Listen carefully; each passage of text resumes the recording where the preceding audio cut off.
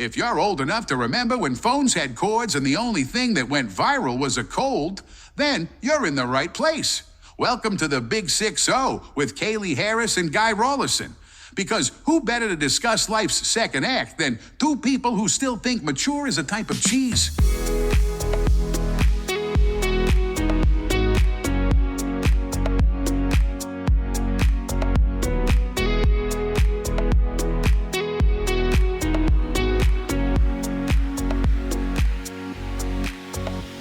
Okay, everyone, welcome back. If you missed the first episode, no, you didn't. I know you heard it. We're picking up where Lisa has survived the most incredible incident at sea. She's motored up to South Africa. She's lost the world record. That's not going to happen, but she's safe and she's alive, obviously, because she's here with us. So, well, let's pick it up from there. You go to South Africa. The boat's in tatters. You manage to rig up a little sail and get yourself there. What happens when you get there? It was this weird one because about 50 miles from reaching land, I got buzzed by one of the Navy helicopters, and it was like my first signs of humans outside of the people on that ship, because I hadn't seen another boat or ship apart from the one that aided me in the entire time. And so that was like, oh my God, there's land, like potentially like right there. And then I saw land and it was like it was like a double-edged sword, because I was so glad that I'd survived, but I also had lost like so much. And that 10 days heading into land, I hadn't wasted it. I'd been thinking of, okay, what do I do now? You know, I've obviously got to sort the damage out to the boat. And I'd been working with my insurance company, talking with mum and my family and trying to find our way through it. And we had no money left. I was already over budget by about 100,000 because I never raised 100% of the budget. So should I say I was in budget, but I hadn't raised enough money. So I was in debt of 100,000. And then I also, knew that it was going to probably cost another 100 grand or so to fix the boat up with this level of damage. And I arrived and I ended up getting supported in because my engine wasn't working very well at that point, and I could put it into gear, but I had to do it manually off the engine itself, and I had to do the speed controls at the helm station at the other end of the boat. So it was like running back and forth, so you couldn't like kind of dock the boat solo. So the local volunteer kind of marine rescue guys came out to help me. And they met me, and also one of the sailing YouTube families, Delos, SV Delos, they're a really famous YouTube family, and they came out. And so I had people like suddenly all around me, and I had these guys on board helping me like dock the boat, and they rafted up to me, and one of the poor dudes was inside the boat being the throttle control for me, and I'd give him like forward, neutral, reverse like signals. And I came into the dock, and I wasn't really expecting anyone to be there because nobody really knew. I don't have any networking in South Africa, but we have this incredible network of women in the sailing community called Women Who Sail. And so we have Women Who Sail Australia, Women Who Sail New Zealand, Women Who Sail the Caribbean, like all these different groups, and they socialize, get together really often. And it's a really supportive family kind of environment. So they had backed the project from the beginning. And so a big chunk of the Cape Town community of Women Who Sail came down with a bottle of champagne. They'd made posters saying, "Welcome, Lisa." And and it was just such an incredible moment. That would have been very emotional for you. Yeah, absolutely. And I think the biggest thing I missed was just like good hugs and conversation from strangers. Like, not that I go and regularly hug strangers, but you know what I mean? Like hugs from people that human contact. Exactly. Yeah. And so, I just basically said, "Who wants the first hug?" and like hugged a whole bunch of people I'd never met before. And then I got whipped off to the local pub, and we had a glass of beer, and I had I'm vegan, but they made me a special plant-based salad roll burger thing and chips. And then I didn't know anyone. I had $0. I had no way of paying for anything. One family hosted me for a night, and then this other lady, Deborah, her and her partner, they hosted me for the next 2 months, and I just moved into their house, and they drove me around everywhere trying to help me with the boat and getting it going and, all of this. And I'd already kind of made a decision at that point. Someone else had suggested it to me, but I'd made a decision that I was going to try and restart the record, repair the damage to the boat and restart the record, and effectively sail back to where I dismasted, cross that line, and then sail the rest of the way to Australia. And if I can do that, without using my engine, without, you know, any of these things. And in my mind, I'd done my absolute best to sail that trip unassisted. But everyone tried to talk you out of it, right? So everyone's saying, no, don't do it because the weather's changing now. Yeah, so it meant not yet. So it took 2 months to repair the boat. The damage to the hull of the boat was quite significant, mostly from the ship, not necessarily from the dismasting. And then I had to find a secondhand mast that I could afford. And I managed to find one in a shed in Cape Town that I put in the boat that had been sitting there in this shed for 15 years that was a couple meters shorter than my old mast. So we recut all the sails and, you know. So it's not the sort of thing you go to a marketplace, is it? Exactly. You can't just go and pick it up. And if you buy them new, they're like 60 to 100 grand just for the mast. And I've like got this whole boat to refit with that budget. And my incredible network of supporters, of like sponsors and stuff, resupplied all the equipment and the gear again. And it was a huge effort. And then I sent a press release out saying I was going again and I was going to restart the record with One Stop. And as soon as that went out, I got this insane overwhelmingness from the general public. And what I like to, and I don't say this in a negative way, but armchair sailors, people who aren't necessarily sailing in hard oceans or have experience with that, or even leave port, but have an opinion on everyone else's kind of sailing voyage. And I had all these people just saying, don't go, or like really aggressively coming at me going, we're going to have to rescue you. You know, you won't come home alive if you leave. And they would have thought you're ungrateful that you've been down there before and a ship had to divert to you and then all of a sudden you're going to go again. That would be hard for, I guess, like you said, armchair sailors. But what about your family? What did they think about it? Well, once I've included them in all the decision making like the whole way through. And I think that's a really valuable part because they can understand that I'm not making irrational decisions. I'm doing it based on real data, real historical weather patterns. I'm working with my meteorologists and I'm having long discussions around the different conditions I might face, worst case conditions for the weather so that I could try and work out whether I felt the boat was capable in getting through those conditions. So we'd had lots and lots of conversations. So they had ultimately said, if you feel like you're comfortable to do it, then we'll back you. Then do it, yeah. But, you know, when this all kicked off, like people were getting a hold of my mum's personal phone number and calling her saying, if you let your daughter leave, she's not coming back alive. You're signing up for that. And like, it's just that mental side of it all. And then I left and I got severely seasick the day I left. I was spewing my guts up off the side of the boat. And then I got a farewell gift from Cape Town. I left at the back of the most significant storm that had hit Cape Town in 50 years in winter. And I left the day after it. And so it was this slop. There was lots of objects in the water, like trees and stuff that had been washed out. So there was lots of things to deal with. And then I got this like bad dose of the flu, like worse than I think I'd ever had in my life. So I was full body fever, like struggling to breathe. I already had a chest infection that I hadn't really been able to solve from just the first part of the trip because I'm breathing in so much moisture in the air all the time from the sea spray. And that had kind of built up in my lungs to a degree. And so then I'm off. I'm feeling absolutely terrible. And as soon as I cleared the bottom of South Africa, I'm straight into storms. And the storms are traveling west to east. But the swell that they're generating in the average storms that I was sailing through before this, in the first part of the trip, were averaging like a wave height of like 10 meters on average. And so then you might get a 12-meter wave come through in a set or something. Now, that's always from the back of the wave. That's not the face of the wave. The face of the wave will be taller again, but it's from the top of the wave to the back of the wave, and that's how they kind of measure it. So then the forecasted swell height in these storms was 15 meters. So a 5-story building as a wave, effectively. And so I was trying to avoid the center of these storms, and I was trying to just let them blow through underneath me. And I was sort of in a holding pattern doing donuts just below South Africa for like 5 days, feeling absolutely miserable. I had a few troubleshooting and like issues with my new mast, my new secondhand mast, with chafing ropes and things like that because it wasn't quite built for that boat. And then I couldn't get a gap to get south. And when these storms were passing, I'm not like well clear. I'm in them. I'm just not in the center of them. And so I'm still going through extreme conditions, knockdowns all the time, snowstorms and blizzards, just the brutal nature of how much more cold it was. And it was what I signed up for, so it was okay to do it and I was doing it all right. But that idea of all of these people thinking you can't, and you kind of start listening to that a bit.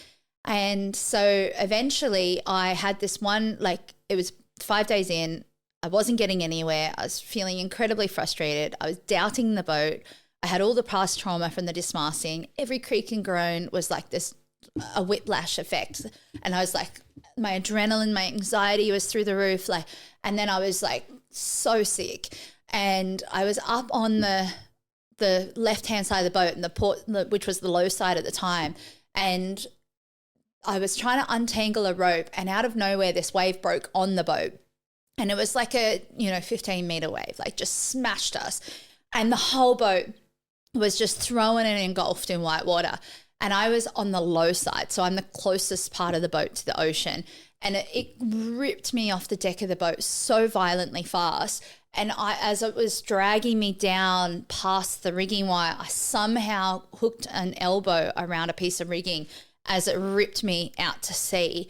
And I'm still got my safety tether on and things like that. But the force of these waves, that tether's not going to hold. And I held my wrist with my arm as my shoulder was like almost dislocated as the wave rent through. And I'm horizontal, the boat's on its side, the mast is in the water, the keel is out of the water because we're laid over so hard. And I'm underwater just holding my breath, and this wave's just gone through all your clothing, all your gears, like that icy feeling. And it's like 2 degrees or 0 degrees, like sea temperature. And then as it passed, somehow the boat kind of scooped me back up onto the deck of the boat because I was in the ocean, and it scooped me up into the deck of the boat, and I sort of flopped on the deck and I crawled back to the cockpit.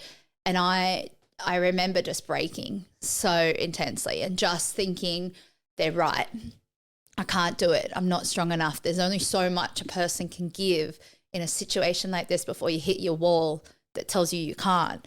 And so I remember just uncontrollably sobbing so hard in the cockpit. And then I made a decision, I'll go back, because I'd promised myself, because we'd only done a half-day sailing test with the rigging and everything. And I promised myself that if anything felt wrong, or if it didn't feel right, I'll go back to Cape Town because at least I'd tried. I'd given it a shot. And if it's beyond me, then it's beyond me, right? And so I went inside the boat and I called my mum up, and I, like every great adventurer does, phone mum, right? and I called her up and I just said, I'm quitting. I'm going back. I can't do it. And we would probably have to sell the house. We would, there's all these other factors involved at the same time. And she has always been an incredible support. And she was instantly like, right, if you really feel it's more dangerous this time around, go back. We'll figure it out. We'll find a way. But I want you to imagine that you've never dismasted. You're 72 days into your world record. You're in the middle of the ocean. Australia is a 4-week sail away. And you're experiencing these conditions, you're feeling like this, you've got this public pressure, would these conditions and the problems with the boat have been enough to make you quit in that situation? And I couldn't do anything that night because I was in the center of this big storm. And so I just kind of basically slept on it, or didn't sleep on it, but, napped on it. And as I was going through that, I remember thinking, well, no. When I took the emotion out of it and the self-doubt out of it and the fear out of it, and I logically looked at what the conditions were like, what the boat was capable of, and, the little problems I was having, they weren't that big. They were manageable problems, and you're expecting problems on a project like this. It's the nature of the record. I decided that I could keep going. And so I then knew I couldn't keep waiting for a gap for the storm, so I had to go through the center of the storm. And so I'd sail for a day or so, and then between the storms, and then the swell would get so dangerous that I couldn't keep sailing. So I'd go into a position called hove to, and then I'd sail for the next, 6 to 8 hours, whatever I'd get. And then, so I carried that for about 10 days until I crossed over my track where I dismasted originally. And that was the turning point for me. That meant I could turn the boat and start traveling with the wind and with the storms, and it takes the impact out of it all. You're not going against those conditions. And so as soon as I turned that corner, it was like, the halo moment of the skies opening up and the sunbeams coming down. And it was like this magic moment. And my mental health improved and I felt stronger and I'd gotten over the cold, like the flu by that point. And and I really felt like I was capable of doing this now because I'm at this point and it's just 4 weeks to reach Australia. And I spent the next 4 weeks, and there's still a heap of stuff that happened in that period of time, obviously, as with any other parts of the project. But I spent that 4 weeks sailing back to Australia and ultimately became the first woman to finish the record with one stop. Mum's always got the right thing to say. Mum's the word. and other than raising awareness, I'm gathering you're also collecting data and doing all that sort of thing as far as... I tried to get that off the ground on the first project, but I wasn't able to find the right scientific partners for that one. But I actually knew, like, it was this weird thing. I finished the record and the world celebrated it and I felt like I'd failed. And I felt like I hadn't delivered on what I was capable on, or hadn't shown that to the world, and I hadn't raised enough awareness of the climate action. And so I knew I was going to go and do the project again. I didn't know when, and I knew it was going to take me a significant amount of time to rebuild my trust in the boat and myself and all of that. And so I went and did the Australia record in between, set another couple of records there. And then in the middle of COVID, I decided now's a great time. Let's go back to Antarctica. And I went back and I refitted the boat. And on the second trip, I was able to retrofit the bow into a laboratory at sea. And I was able to do a whole heap of science research and contribute to our community of scientists in such a way. Yeah, it was incredible. So if you'd like more information, you've got a book called Facing Fear. Yes. And a lot of the bits that we haven't got time for in the podcast will be in the book. Absolutely. But more importantly, tell us about you're off on another adventure. Oh my goodness. Another record. What? Yeah, I mean, it started as this personal journey with a side of environment, and the environment's become such a big, powerful driver for me, like so much more. And the more I learn, the more I want to create change. And so now I actually fully craft projects just around impact and community impact and sustainability impact. And so I'm actually planning to go London to London, nonstop, solo and unassisted around the Arctic Circle. Oh my goodness. It's never been done. Course. Yeah, why not, Course. right? Why not? Yeah, wow. And when is that coming up? So I'm just in the sponsorship seeking phase at the moment. So if any listeners are out there, got a cool contact, please reach out. And I'm hoping I have to build a boat for that project because it's a whole different set of problems you've got to solve. Yeah. And so I'm looking to build a boat out of basalt fiber and bioresin and use the project as a way of advancing the technology in the marine industry towards a circular economy solution and carbon neutral solutions. And then I plan on leaving 2027 for the record. So and then obviously doing the same microplastics research, ocean health data in the Arctic, and those collaborations. And I'm also expanding the project out across the school curriculum, creating a school impact project. But yeah, effectively no one's ever sailed solo around the Arctic Circle before in history, like nonstop. And it's only possible because of climate change, sadly. So from an education, community awareness, impact project, it's probably the loudest project I think I could come up with. I've got a final question for you. Where is climate action now? Where's the boat? Yeah, so she's currently docked up at the Australian National Maritime Museum. They've been incredible in their support. Here in Sydney? Here in Sydney. So you can go down. She's on the public access dock on the heritage pontoon there, so you can go and have a look around. And then also my stump that was left from my dismasting is in the display cases inside in the museum, with some information on the microplastics research and stuff as well. So please go and check that out if you go and see the boat. I know what I'll be doing. And give her a little pat and say hello to her for me, because I don't get down there nearly often enough. You and I are both off there. Yes, definitely. Lisa Blair, I don't know what to say. I'm just so in awe of you and what you've achieved, and not just doing it for yourself. There's that aspect as well, but raising awareness for climate action as well, and for what you've seen it. You've been out there and you've seen it. And I love your message about, every little step that we take, little things that we can be doing. Every action matters. Absolutely. Thank you so much for telling the story. Thank you so much. What's your website again if people want to? The website's lisablairsailstheworld.com. Lisa Blair Sails the World. There it is. All the social is that as well, so you can follow along on most channels and get involved in it. Thank you so much. Thank you, Lisa. Thanks so much. The views and opinions expressed on the Big 60 are personal and reflect those of the hosts and guests. They do not represent the views or positions of any affiliated organisations or companies. This podcast is intended for informational and entertainment purposes only and should not be construed as professional advice. Please consult with a qualified professional for guidance on any personal matters. And before we go, let's give credit where credit is due. Kaylee Harris and I came up with all the genius content for this week's episode. Our producer, Nick Abood, well, he keeps the lights on and makes sure we don't accidentally upload a cat video instead of a podcast. So thanks for keeping us on track, Nick. Nick?